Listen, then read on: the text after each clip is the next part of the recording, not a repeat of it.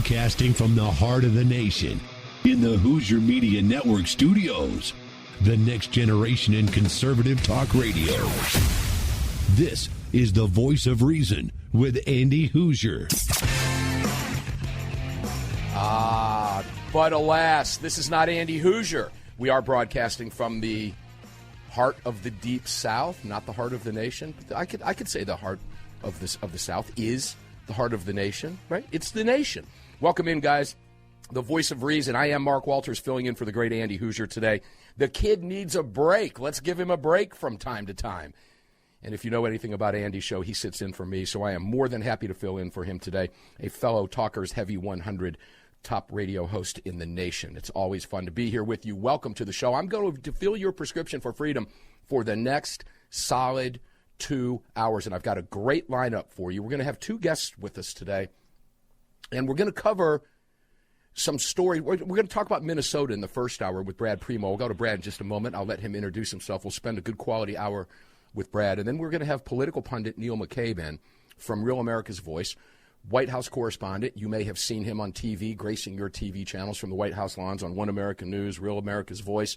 My gosh, I've lost count. redstate.com, humanevents.com. Neil goes way back, and he's been a longtime political pundit and analyst on my show for many years, and his insight and wit and wisdom is fantastic. So kick back, enjoy the Voice of Reason. I am Mark Walters, and I will be filling your prescription for the next 2 hours. Let's get started. Let's go to Brad Premo. Brad, welcome to the program. Let's introduce you to a new crop of listeners around the country. It's great to have you here. Thanks for being here with me today. And, this is a rare opportunity for you and I to go one-on-one, because you usually you sit in with me for many years now in the third hour of my Sunday Monstercast program, and will be heard again tomorrow on the Roundtable. Brad, welcome in. Thanks for having me, Mark. I mean, I think we've been doing this radio thing together for, since 2019, so going on 7 years. Let's not age ourselves anymore. A high school education and 2 years of college have gone by. Let's put it that way. Your child is 7 years older than she was, okay? Yeah, I get it. It's been a long time. Ladies and gentlemen, Brad is the founder of Lead Slingers Whiskey, and I'll let him give you a little bit more deeper bio.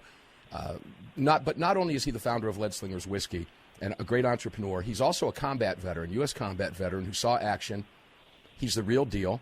We'll let him tell you a little bit about his background in just a moment. He's also former law enforcement, and that is going to play a huge role in the discussion we're going to have today, Brad, about Minnesota. And I want to spend, I don't want to say it's an inordinate amount of time, but we are going to spend the hour on this today. I think we could easily do two if we wanted to. So if you would, give us a little bit of your background, your combat experience, what units you were in, what you did, what people need to know about your history and your law enforcement, because that's going to come into play in a major league way here, as Trump would say, in a big league way, for the next hour. Give us your background. Yeah, so, I've been into firearms for as long as I can remember. I went to college in Memphis, which is, has a reputation, an earned reputation for being one of those violent cities in the country. That's when I kind of realized definitely the need to, carry a weapon, just when you're doing your daily business, right? When I graduated college, right about the time 9/11 happened, that deeply affected me watching that on TV. And I remember calling home, and my mom, made me promise to finish college before I joined the military. And so I held up my end of the bargain. And a week after I graduated from college, I enlisted in the Army. I told the recruiter I don't want to do anything that I could do as a civilian. And so, I wanted to fight. And so I enlisted as infantry and went to jump school, and was in the 82nd Airborne Division, 504th Parachute Infantry Regiment. And, fresh out of jump school, not even 2 months, I found myself in Iraq, and, did my first combat tour there. Came back, just kind of refinished, got some more training, and then went right back over for another tour. And so after doing that, I came home and I had a girl waiting on me, like a lot of guys do, and she was really the only thing that could pull me away from that life. And so I came home, joined the police department in town here in Tennessee, fairly large city here in Tennessee, and did that for a good long while, working midnights, chasing bad guys. I had a good time doing it, but like a lot of people, I got burnt out. But I've seen a lot, made a living carrying a gun for quite a while, wearing boots. And then from there on, I just kind of went an entrepreneur route. a little more peaceful existence. But I still have that fire. Still have the desire to be a useful part of society and to protect people. And so it's kind of what led me to where I am now. Guys, you're listening to a voice of reason. Brad has been there, surfed it, and done it. And part of what you're going to hear today is going to require honesty on your part. If you're a lefty listening to this program right now, I'm going to ask you to do something someone hasn't asked you to do in a long time. I'm going to ask you to be honest. And that's not easy to do. Brad, you know that. Being honest sometimes when you're living in a bubble and you feel certain things, stepping out of that bubble and figuring things out from another perspective is very difficult to do. And it's incredibly difficult for the left to do because they don't think. It's emotion. And arguing with emotion is very difficult, isn't it? It's next to impossible, and that's where they're at. I mean, the tough part with these folks is that they are so convinced of their own righteousness. It's a jihad for them. It's a holy war for them. At the level of their belief in dedication to their cause, is to be respected, not admired, but respected, because it makes them a formidable adversary. Yeah, I want to say this. If I offended any lefties out there that are tuned in, too bad. You can deal with that, or you can turn the dial. I don't really care. You're going to get facts here, ladies and gentlemen. And facts, Brad, I think you agree, are stubborn things. Facts don't suffer fools, do they? I mean, a fact is what? 2 + 2 = 4. Isn't that a fact? Yes, absolutely. I mean, that's. I mean, I don't know about you. I mean, I think that's the definition of a fact, right? Something that's true no matter what. And we're gonna mention some things, ladies and gentlemen, because where do most people get their information? They pull it from quote unquote news, right? Yep, news, social media, and the TV. I'm gonna give you an example, Brad. I texted you some things that we were going to talk about today, but I caught this on Fox News this morning, and it threw me for a loop as I was doing show prep. I said, "What a great way to open the program."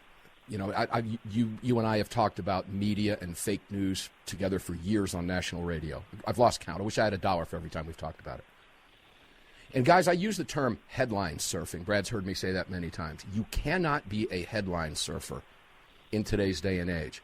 The media wants you to be a headline surfer. The headlines are written in a way to make you believe, because we're so busy now in our lives, because we've got social media, we've got our phones, we've got our computers, we've got our YouTube videos to watch, we've got our programs to listen to. The media designs headlines in such a way that when you read it, you think you've already read the news. You've got this headline. And Brad, Drudge Report's a great example of this. Drudge used to be a really good conservative conservative website. And he's a sellout coward, disappeared, probably took the money and ran, and he doesn't have the gonads to come back up here and tell us what he's been up to. But it seems to me to be a pure case of TDS, or he took blank millions of dollars and agreed to shut up. It's one of the two, isn't it? Yeah, absolutely. I mean, people have their price, and someone found his, apparently. And, Brad, his website is all based on headlines, isn't it? So I saw this on Fox News today. Here's the headline, guys, and there's a moral to this story. There's a reason I'm going here, because I want you to keep this in the back of your mind as you hear what we talk about throughout the program today for the next 2 hours. Here's the headline, Brad. Girl caught on video pulling single square as 63,000 beer coaster tower for Guinness World Records collapses. And there's a video of this little girl in front of what looks like, guys, you ever been to a bar and seen the little, cardboard beer coasters? This guy was building this thing. He had over 63,000 of them. It looks like a house of cards, right, Brad? One of these that you build a card house with? She's standing in front of it, and she pulls one out, and the entire thing collapses. I saw that. My heart broke for that little girl. Oh, my gosh, because it was all caught on video. That headline, the internet's forever, right? That poor girl probably never going to live that down, because there goes the Guinness World Record.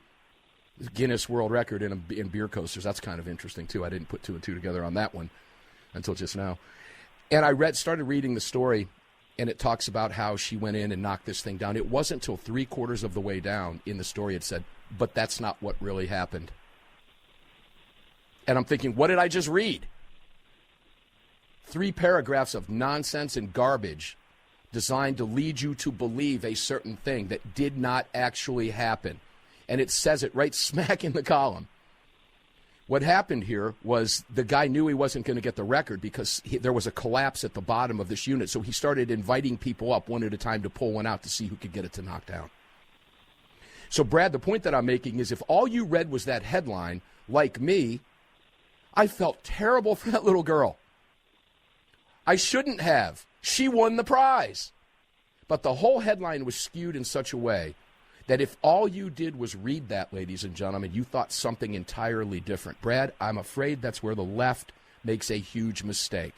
They read a headline about Trump. They read a headline about Nome. They read a headline about budget deficits. They read a headline about what's happening in Minnesota. They read a headline about the government shutdown.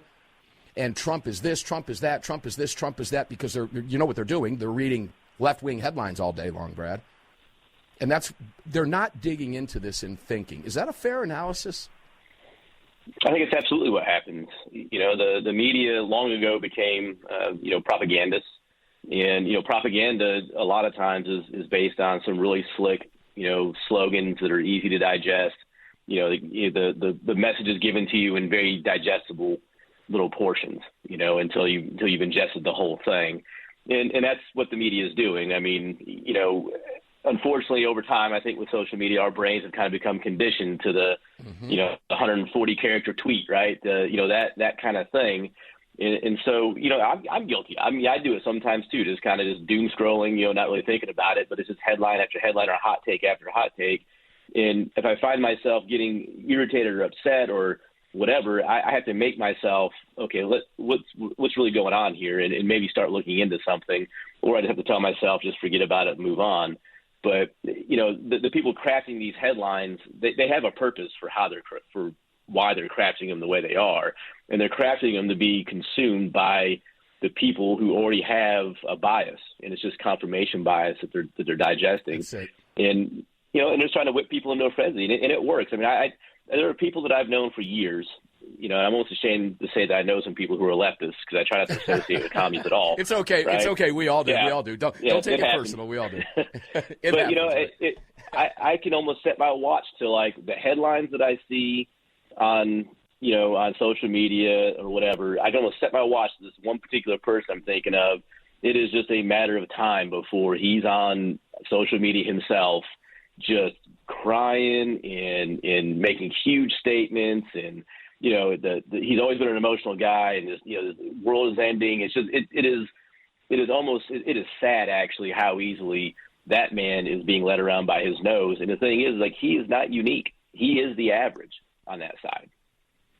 He is exactly what you described for the way the headlines are crafted, which is why I felt this was a really interesting take. When I saw that, I wanted to open with that because as we go through the next three segments, ladies and gentlemen, as you keep that in the back of your mind, and as I'm listening to you, Brad, not only are they crafted to be written in a certain way by design, what's the most popular YouTube videos out there? They're 30-second shorts. We consume information in 30-second bursts now. Can you really get all the news in 30-second bursts? You seem to think so. They seem to think so. We'll be back. The voice of reason. I am Mark Walters, filling in for the great Andy Hoosier. Don't go away. Reason with Andy Hoosier.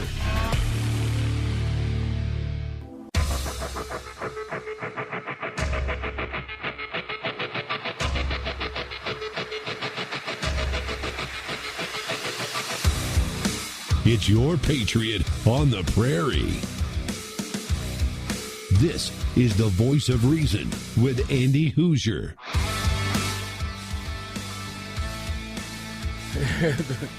the Patriot. I gotta love Andy Hoosier, ladies and gentlemen. Mark Walters sitting here in for Andy Hoosier, the voice of reason. Welcome back to the program. I am Mark Walters, and I'll be filling your prescription for freedom for the next, a little bit over an hour and a half, and we're going to have a great time. We're going to continue the conversation. I'm talking with Brad Premo, he's a combat vet, former law enforcement officer, a good friend of Armed American Radio, my regular program, which you'll be able to hear tomorrow night from 8 to 11 Eastern.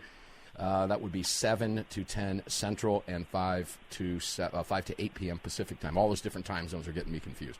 So bear with me. Anyway, glad to be with you today. Welcome into the program. You're listening to the Voice of Reason. I am Mark Walters, sitting in for the great Andy Hoosier, in case you're wondering who the heck I am. Make sure to listen to Armed American Radio, and a lot of you do anyway. I know there's a lot of cross-promotion there. Brad Premo, welcome back to the program, my friend. Always good to talk to you, and it's great to have you one-on-one today as we start to get into the meat now of where I want to go for the remainder of this hour.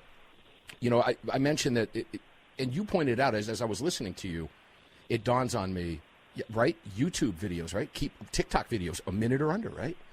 YouTube clips that get the most views are under 30 seconds. Most people will pull away. Brad, can you get all of the information you need in those 30-second clips that people have become programmed to watch now? No, absolutely not. As a matter of fact, I mean, you're much more easily manipulated by those little short things than you are informed. And when that happens, which is the way it's designed, ladies and gentlemen, and it's not your fault. It really, truly is not your fault. It's designed to do that to you, which is why I've said, Brad, for years, you've heard me countless times, social media is doing tremendous damage to the psyche of this nation, and I stand by that. And we're going to get into that discussion right now. So let's keep in mind, guys, when you're getting your news in little bites, or maybe you're getting it in headlines, Brad, how are you supposed to form an opinion about what happened? And we'll talk specifically about Alex Preddy, who was shot by the Border Patrol agent a week or so ago, because we are seeing information, disinformation, misinformation, flat-out lies. You don't know what to believe anymore. But golly, it's on video. Can't we watch it? And there are some things that we can take away from that video. But what's fascinating to me, Brad, is I sent you a text message earlier this morning with one person's take who is apparently not seeing the same thing we are. We'll just leave it at that. But why? Why doesn't someone who believes a certain thing, this is where I'm asking you to be honest, ladies and gentlemen. If you're a lefty and you're listening to this, I'm asking you to do yourself a favor. I don't care. You do I'm asking you to do yourself a favor and be honest, because what you're about to hear is nothing but fact. All right? But when you're conditioned a certain way, you can actually watch something with your own eyes and see something entirely different from the same person of a different political persuasion sitting right next to you watching the exact same thing, can't you?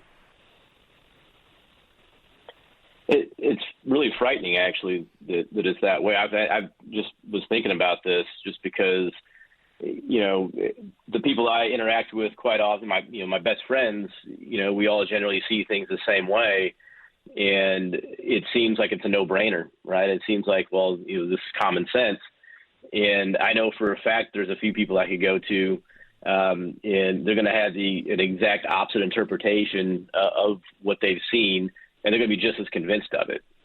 Now, I do think there's quite a bit, you know, especially on the side of the left, quite a bit of like just ostrich with a head in the sand, right? Refusal to believe anything other than what conforms, you know, to their preconceived notions, and you know that's really dangerous. I mean, it's, you know, they are the true believers, they're the fanatics. You know, like I said earlier, I mean, it has become a holy war for them. So. They have no ability to think rationally. They're only looking for things that are going to confirm what they already believe. And so, you know, we've joked about it before, you know, in different interactions where, you know, Donald Trump could come out tomorrow with the cure for cancer and the left would hate him for it. And they would tell people not to take it. It will not matter. Ladies and gentlemen, we're taking another break. When we come back, we continue the conversation. It's about to get really, really interesting with the great Brad Premo. We'll be back on the Voice of Reason right after this. This is the Voice of Reason with Andy Hoosier.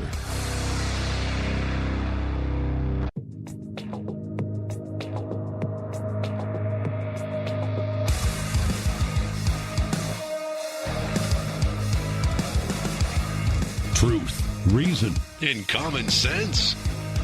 This is the Voice of Reason with Andy Hoosier. I am not Andy Hoosier. I am Mark Walters, filling in for the great Andy Hoosier, the Voice of Reason. Welcome back to the Voice of Reason. Let's get cracking again. But before I do that, I want to let you know weight loss is a big thing at my house, believe me. Guys, doctors call it weight cycling. Half of Americans do it. In fact, I would say it's probably more than half. But it's when you lose 10 or so pounds, and then you put pounds back on, right? Plus a couple more, and you think, how did that happen? It's tough. It's tough on your body, and it probably leaves you really frustrated. I used to fight that battle as well, too. Bottom line, most people need help losing weight. Here's a great way. Non-prescription lean, Lean, was created by doctors. Lean is an oral supplement, not an injection. A lot of you are using the Mounjaros and the Ozempics, etc. Great stuff. But come off of it and see what happens. All right. The science behind lean is extremely impressive. The studied ingredients also target weight loss in 3 powerful ways. Lean helps maintain healthy blood sugar, which may be why you're on Ozempic or Mounjaro. That's why I'm on it. I'll be on it forever. Number 2, it helps control appetite and cravings. That keeps you light. And it helps burn fat by converting it to energy. And burning fat helps keep the weight off. If you want to lose meaningful weight, really meaningful weight, at a healthy pace and keep it off, add lean to your diet, exercise, lifestyle. Get 20% off when you enter REASON, REASON, at takelean.com. That's code REASON, REASON, at takelean.com. Do that. Do yourself a solid. Brad Premo, welcome back to the program, brother. Thanks for having me, Mark. All right, so during the break, I was taking some notes down here as I was listening to you speak. Propaganda is what we're talking about here, basically, in today's day and age. And as you well know, propaganda has started wars, brother. Okay, it's fake news when it gets to a point, and we're close in this country. I'm not gonna sugarcoat that. We're in very dangerous territory here, as you know. But propaganda, combined with the predisposition or predisposed notions that you were talking about, that's a recipe for disaster. Because that means somebody's not going to pay attention to the actual facts, which is what I asked you listeners to do at the outset of this hour. Pay attention to the facts. We're getting ready to get into those right now. If you go into this preconceived, Brad, that's why we have 2 people look at, as a cop, you know that. Some witness saw something in an accident, somebody else saw something different. And they saw the same wreck. And the cop has to discern what's going on. Then the insurance gets involved. Well, in this particular case, we had Alex Preddy. The left says all they saw was Alex Preddy come to the aid of a woman who had been pushed to the ground. It doesn't matter to the left that that individual who was pushing and shoving those people away from them was doing so to get them out of lawful law enforcement activity, Brad, correct? Yeah. It wasn't just some goons shoving a woman to the ground for no reason. When I look at this video, at that point, that's where Alex Preddy involves himself in law enforcement activity. The left will say he was simply coming to the aid of the woman because the woman got pushed down. What he was doing was committing a crime and obstructing officers who were doing their jobs. Am I missing something here? No, not at all. I mean, that woman, she committed an arrestable offense. I mean, they may have been trying to take her into custody at that point when he inserted himself. I mean, it doesn't. There was no request for help from law enforcement. You know, say, hey, guy, come over here and help me with this lady. Help her stand up, or hey, is this your friend? Come get her. There was none of that. I mean, he injected himself into that situation willingly and knowingly. You know, with the intent, in my opinion, just by his body language and his past behavior, with the intent to be violent. So, Brad, as a law enforcement officer, under what circumstances is it acceptable for me? Because I want to point out, ladies and gentlemen, that Alex Preddy was carrying a firearm. And I want to point out that he was carrying a firearm lawfully. He was allowed to carry under Minnesota law. And that's okay. We support him, whether he's a leftist, right, it doesn't matter. We the people means all the people. He's allowed to carry a firearm. He has a natural God-given right recognized in this country by our founders to do so. And he was. I don't have a problem with that, Brad. Do you? No, I mean, you know, I support everybody's right to carry a firearm legally. I mean, there's nothing wrong with that. What happens when you're knowingly armed and you inject yourself into law enforcement? Is this not an escalation? Explain, please. It is a massive escalation. I mean, that's the thing is that, you know, I've told all my friends this, you know, when they, you know, over the years when they've decided, hey, I'm going to start, you know, carrying a firearm. And Mark, I'm sure you've told people the same thing. Like when you go out in public armed like that, you have a lot more responsibility to actually avoid conflict. You know, like I would say that to anybody, if you're going to take the responsibility of carrying a firearm in public, you would better be a master of de-escalation and avoiding conflict. Because anytime you get into a fight, there's going to be a gun involved. It's going to be your gun. And it's the same thing for the cops. When the cops get in a physical altercation with somebody trying to arrest them, there's a gun in play, their gun, at least one. Don't know if the perp has a gun or not. And so when things go, physical like that, the potential for somebody getting hurt goes through the roof. It's like a parabolic, it just shoots straight up. Someone's probably going to get hurt. And there's generally no justification for a citizen who's just a bystander to try to get involved in that from the aspect of trying to prevent the arrest. We have a system that has worked remarkably well, probably better than any other system on the face of the earth for determining guilt or innocence. And, there is a time if you are arrested unlawfully, if the arrest was not good, you will have your day in court. You are guaranteed that. You have due process. That is when you fight, right? That's when you make your point, and that's when you fight. You're not gonna beat it on the streets. You're not, the old saying, you may beat the rap, but you won't beat the ride. You're probably gonna get taken in, but like the time to fight that is not in a physical fight on the street with an officer who is armed. And let's not forget something. These people that have been following on ICE, they've been intentionally antagonizing and trying to ramp up the stress levels of these ICE agents to try to get them to overreact. If you notice in these quote-unquote protests, these riots, they're blowing whistles, they're using bullhorns, they're directing a lot of loud noises at these officers.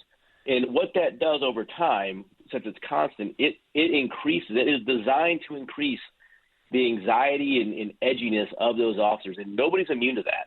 Okay, nobody. Like, you can't train that out of yourself. It is a natural reaction. And so they're intentionally antagonizing and putting these officers under psychological stress to get them to overreact. Now, the people doing it, they understand why they're doing it? Probably not. But they're being told by their handlers, hey, blow whistles, alert the neighborhood that ICE is present, use your bullhorns and all that. They don't understand that the people that are controlling all this are willing to sacrifice an unlimited number of these useful idiots on the street to try to stop what's coming. That's these people are literally damage. They're cannon fodder. They are cannon fodder, and they don't even realize it. And so this idea that this dude is going to just jump in here and save this woman one, that's not rational thinking, anyways. But when you do that, like you are making an insanely irrational choice that's going to be extremely dangerous for both the officer and the person who's intervening. Firearms training classes in Minnesota right now, particularly in Minneapolis, I read the numbers on my show just a couple days ago. Attendance is up 5-fold right now. Gun sales are rising, and they're likely going to be rising across the country as a result of what we're seeing unfold in Minnesota. And there's a lot of that is going to be liberal gun owners. I have no problem with that. What you have to understand, ladies and gentlemen, is these people, the Second Amendment is designed to protect us from a tyrannical government. Brad, these people believe they are living under a tyrannical government. They believe that, okay? And they can believe that. That really doesn't come into play here. They have a lawful right to purchase a firearm. In those training courses that are up in attendance 5-fold, are you aware of any responsible firearms trainer anywhere in this country that would somehow justify in a training class in any way, shape, or form to act like Alex Preddy did when you're working to get that person a concealed carry permit? I would say that any quote-unquote firearms instructor that leads their students to believe that is in any way a smart, wise, or justifiable course of action. They're a grifter, and they are just taking your money, and they're gonna get somebody hurt or killed, and they're not gonna think anything of it because they got your money. It's unfortunate that we have to deal with that, amongst other gun owners, but I would encourage anybody who's gonna be taking the class to use some discernment and do your research on who's going to be, leading that class. If they made any public statements, where do they stand on these things? Because that's going to affect what they teach you and how they present it to you. And if they're saying things in any way justify or make it look like that the ICE agents were the bad guys in this, I would say, run. There's a lot of good firearms instructors out there. You don't have to give your money to people who are going to justify that kind of behavior.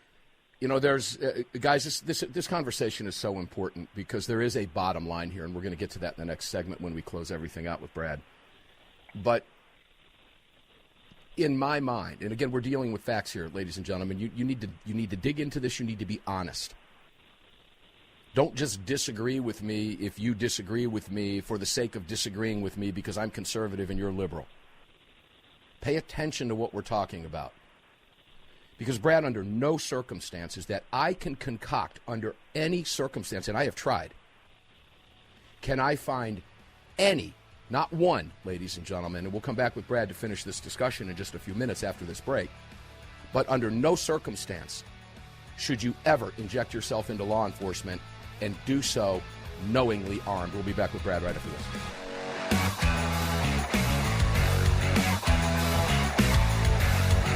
This is the Voice of Reason with Andy Hoosier.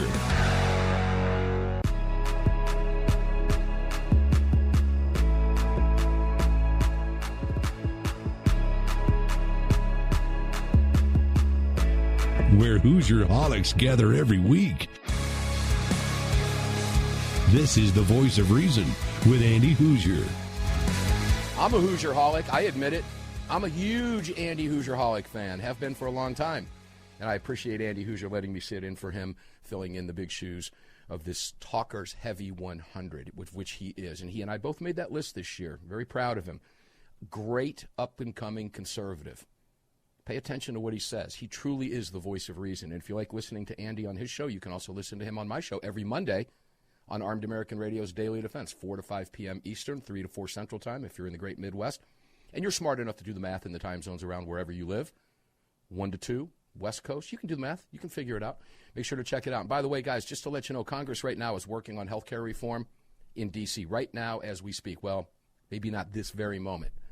But we need to make sure that giving us more private options for health care coverage is the first priority. We need to kick this Obamacare nonsense. Americans for Prosperity is working hard to make sure that we have the best options available, and you can be a part of that movement. Go to personaloption.com. That's personaloption.com, and learn how we can put more pressure on our elected officials, which is always fun to do, by the way, to give us more health care options and opportunities. Sign up for free today and learn more at personaloption.com. Personaloption.com with our friends over at Americans for Prosperity. Great folks over there. Brad Premo, welcome back in. One more segment. It flies right by. It always does. Thank you for being here in advance because it is going to fly right by. Let me give you my bottom line here, which I alluded to in the previous segment, and then I want to get your thoughts on this. The bottom line here is Alex Preddy had a right to carry a firearm. I say had because he's dead. Because here's the bottom line. He is dead because he injected himself into ongoing law enforcement activity, and he did so with a firearm, which was in and of itself an escalation. He committed no fewer than 2 felonies in the process. Note that I'm not referring to the video, Brad, from 10 days prior when he was spitting on officers, begging them to assault him, and committing another felony when he damaged their vehicle by kicking their lights in. Because none of that matters now. It doesn't matter. We can't get inside his head.